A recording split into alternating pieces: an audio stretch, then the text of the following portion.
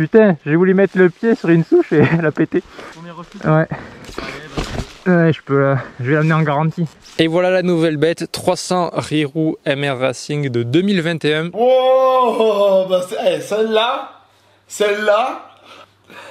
elle est bien. Salut les amateurs de roues, dans la précédente vidéo je vous faisais découvrir pour la première fois ma nouvelle moto. Et aujourd'hui dans cette vidéo on va rouler pour la première fois avec. Mais avant ça serait un peu dommage d'abîmer une si belle moto qui n'a pas encore une seule rayure. Du coup dans les premières minutes de la vidéo je vais vous montrer tout le matos de protection que j'installe sur cette moto. Je vous mettrai un timecode pour ceux qui veulent avancer dans la vidéo et aller directement à la partie où je roule pour la première fois avec cette moto. Allez, c'est parti, on va sortir la servante qui n'a pas été utilisée depuis un moment vu que j'ai vendu la gaz-gaz. On va faire un peu de bricolage pour pas oublier les bonnes vieilles habitudes.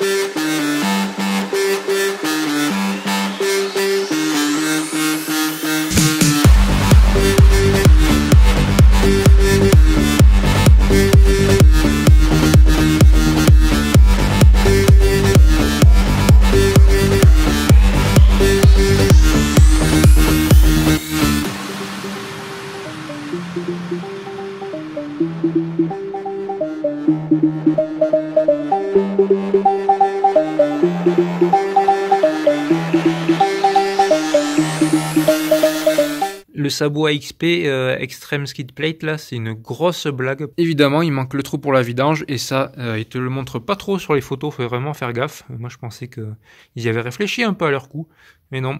Encore, leur sabot, il serait facile à enlever et à remettre. Je dis pas, je pourrais l'enlever et le remettre pour la vidange, mais là, vu que c'est une vraie merde à faire, mais tant pis, j'essaie de trouver une autre marque.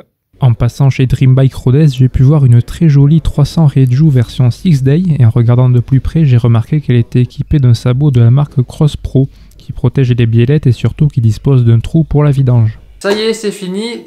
Pour vous, normalement, ça aura été assez vite avec les vidéos en accéléré. Moi là je viens juste de finir, ça a pris un peu plus de temps que prévu, c'est 1h30 du matin.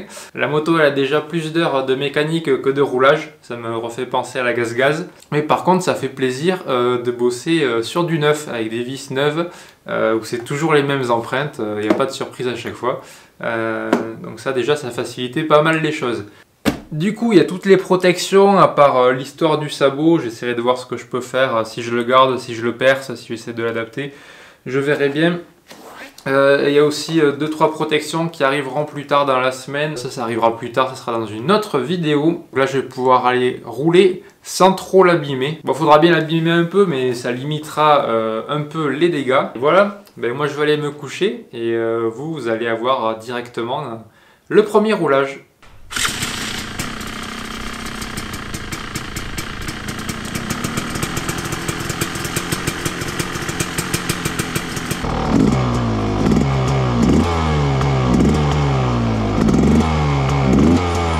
Je vais vous donner mon ressenti sur cette moto après cette première sortie. Une balade d'une 60aine de kilomètres où j'étais en compagnie d'une 125 YZ2 et d'une 3,5 EXCF. Un parcours plutôt roulant histoire de faire un rodage tranquillement et de prendre mes repères avec cette nouvelle moto. Mais quand même quelques passages techniques et aussi quelques grimpettes où j'ai laissé les autres jeter leur moto.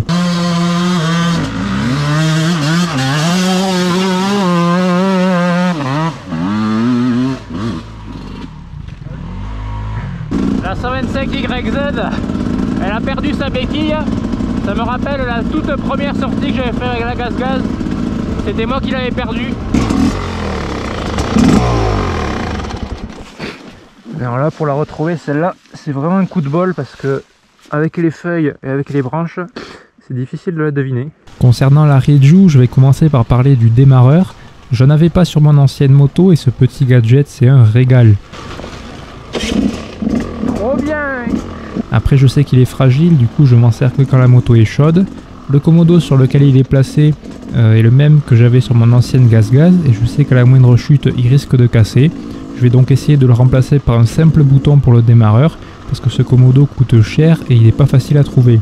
De toute façon, si le Komodo casse, j'ai toujours le clic pour démarrer. Et une fois qu'on a démarré et qu'on roule, qu'est-ce qu'elle vaut cette Riju?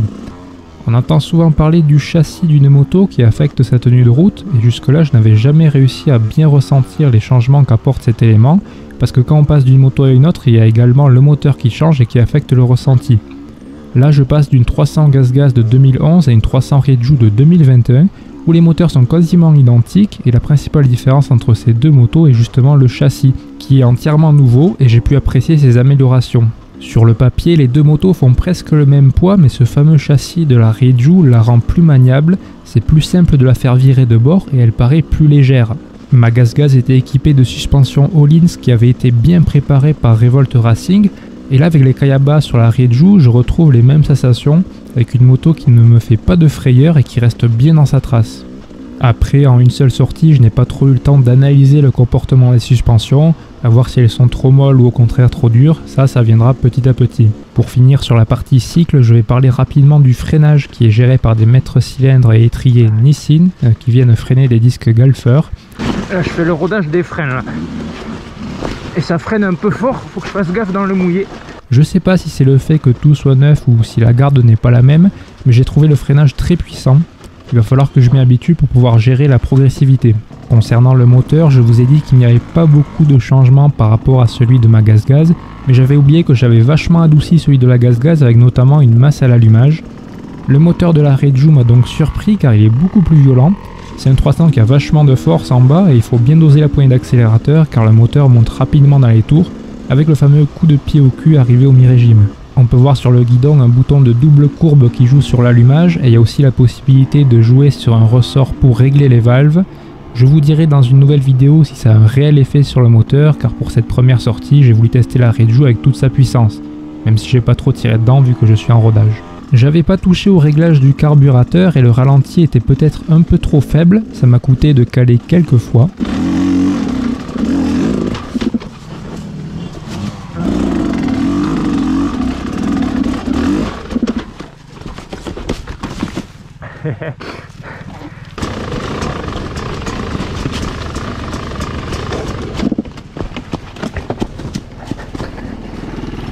J'ai aussi calé parce que j'étais pas habitué à la garde de l'embrayage. Même en ayant réglé le levier au plus proche, j'arrive à peine à l'attraper du bout des doigts alors que j'ai des grandes mains.